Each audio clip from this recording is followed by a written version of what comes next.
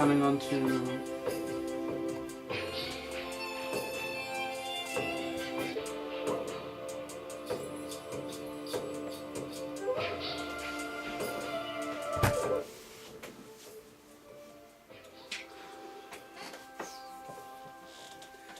Welcome, children of Hearn.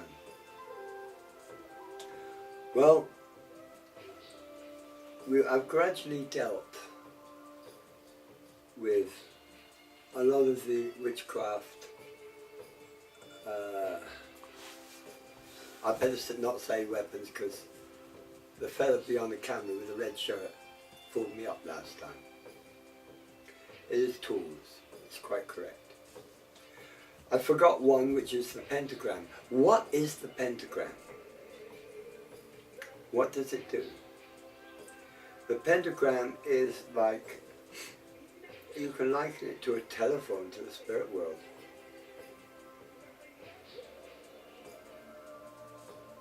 Everything that goes on the pentagram connects with the spirit world. So, forgive this old fool for forgetting it. It's not what I usually do. Some of you have seen my other video. I'm sorry for the language. Sometimes I get carried away, but I'm only human. And this is our family. Now the circle, we're going to cover the circle today. When you create the circle, visualize blue flames around the circle, rising up above you and across you, forming like a dome of blue fire. I could tell you an interesting story. I had a confrontation with another witch, and I don't want to bore you, but he launched an attack, so it was the weirdest thing. It was like all the walls in the room disappeared. It was like watching a panorama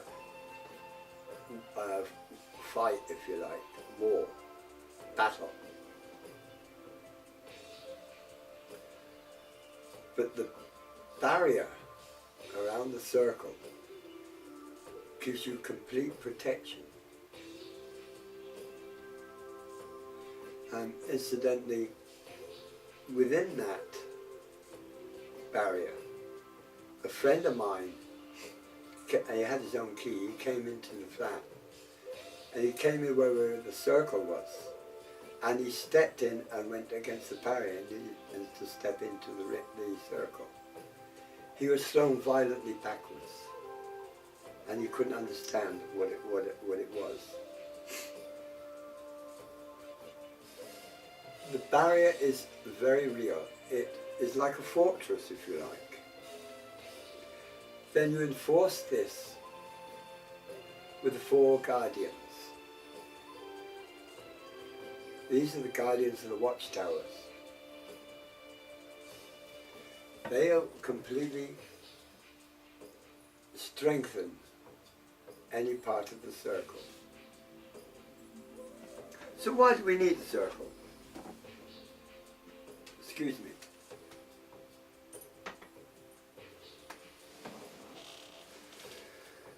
Well, we need the circle for many reasons. One, to secure ourselves from entities that are not fully developed,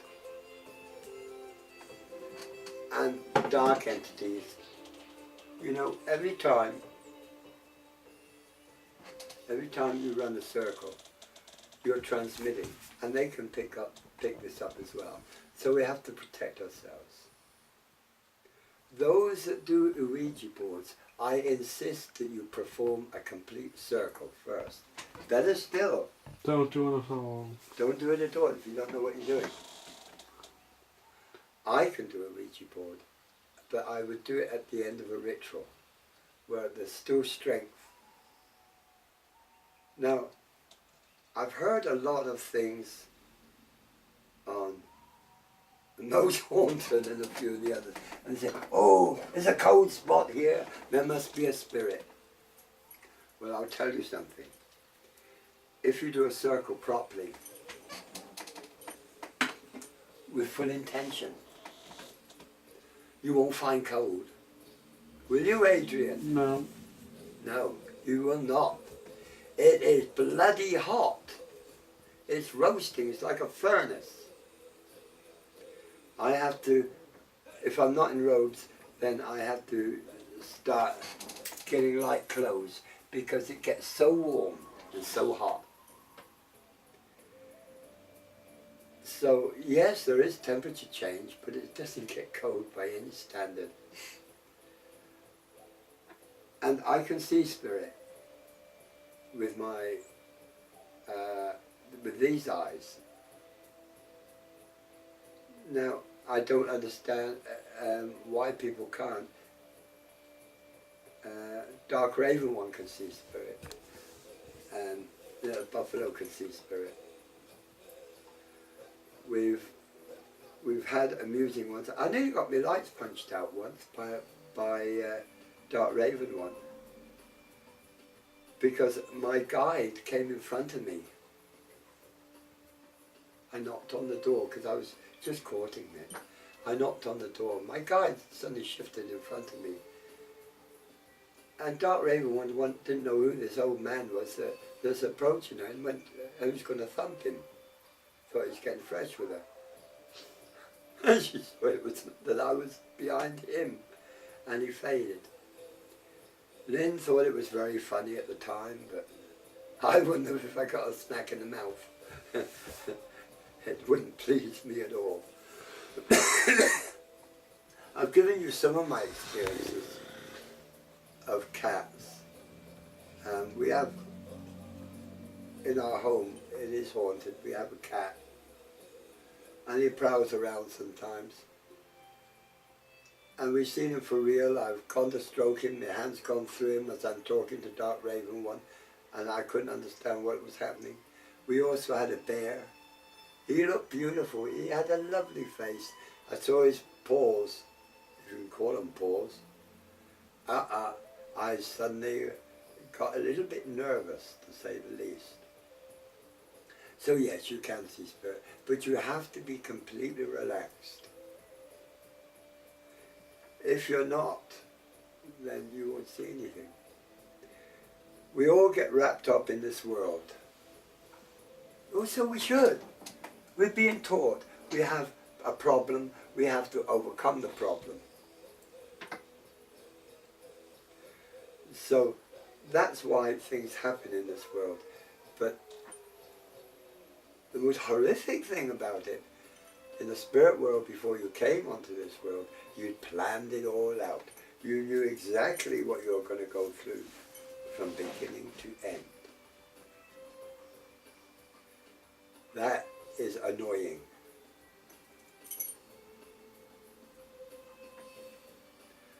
Now, some of you that I know personally, after talking with you for a couple of years, some of you a year, I've noticed a complete change within you. You're getting more spiritual. Now, you might be in for a shock because we hear that electromagnetic energy is going to hit the earth, could knock out some of your satellites. Sad, some of you are going to lose Sky until they reactivate it. Some of you are going to lose your phone connection on your cell phones. Isn't that sad? It might wake you up a bit to the fact this is not material things. These are toys. That's all they are, toys. For your leisure time. Some of you spend more time with your toys than what you do with spirituality. How many people have you seen polishing their car like it's gone out of fashion every hot, sunny Sunday morning? It's like a bloody ritual. The way I'm losing my hair, I was going to be polishing my head. But, but there are other things which I haven't covered. And this is one. This is my sensor for burning incense. And the sensor is vitally important because it will purify the whole room. It will purify your ritual area. The besom or the broom, you ceremonial brush around the room. The reason for this is for the same, to get rid of all negative aspects. Negative aspects can destroy. And while we're on about destruction, if I build a wall, I've created a wall.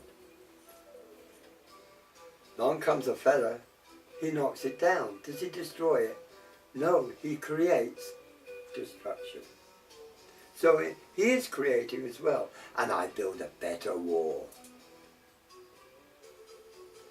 So there must be in this world destruction to progress, to get progression. I don't mean destruction of life. That's unforgivable. A person who kills or hunts and goes and kills, to me, he's committed murder. The same as the man who goes out with a gun and shoots innocent people. No different. I have no, now I've been in the army, as many of the male folk here have. But I began to realize that I am no different from the person that goes and kills some innocent. Because the person I am killing or shooting, because someone says I have to, also has a family that loves them. So it's no good weeping because your brother or your uncle has come home in a body bag. How many body bags is that poor family that he shot? How many? So I do not condone this. So we term what is bravery. The bravest men I know are in the fire service. They risk their very life to go in and save life. We have two heroes in Cork we learnt about yesterday. Two 18-year-olds. They were celebrating their exams. They'd won, they'd passed their exams, and they spotted smoke coming out of a house. The two of them went in and dragged one of the people out. When he, through his mumbling and crying, he said, my best friend's still in the house. Now the house was a raging inferno at this stage.